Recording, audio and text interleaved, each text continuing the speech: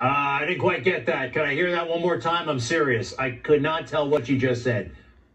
From the data we have, it still seems to be rare that an asymptomatic person actually transmits onward to a secondary individual. Still didn't quite get that, but Dr. Samadi went to medical school. He's been listening to doctors all of his life.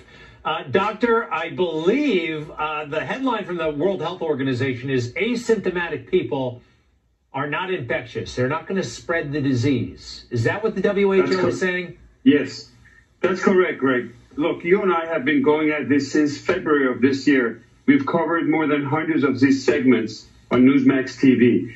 The most important segment about what we're going to be talking about COVID is probably tonight, because they're taking a 360-degree turn, and WHO is announcing, and this is a big news, that asymptomatic people out there are not contagious. Remember, because we didn't know who would be passing this virus or not, we made everybody do something called social distancing. This is a new word that you've heard of it, and it came to our life a few months ago. We made everybody across the board to wear masks.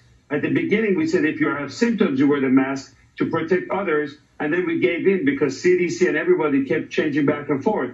We also made everybody to go for testing. We need 300 million tests the next day, or else we cannot reopen our country. And guess what? This thing this is very important. It's a breaking news that if you are not symptomatic and you don't have any symptoms of fever, chills, shortness of breath, or any of those symptoms we've spoken about, the risk of passing it on to other people and being contagious is very rare.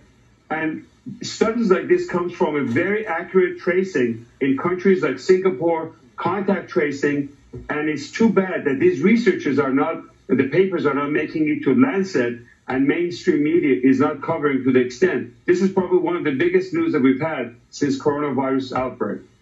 It's good news. That means really we can visit people that we weren't able to visit. You know, you didn't want to go around somebody of a certain age because you could be carrying it without knowing it.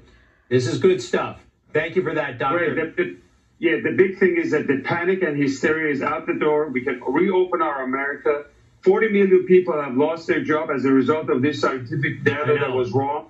This is very big news for the country, Greg. Dr. Samadi, I like it. And for the world, you know what? It's a pandemic all over the world. Dr. Samadi, hopefully the future Surgeon General of the United States of America. I'm trying to make that happen. I think he'd be great down there. After this guy gets done, he's pretty good too. But you're great. Dr. Samadi, thank you very much.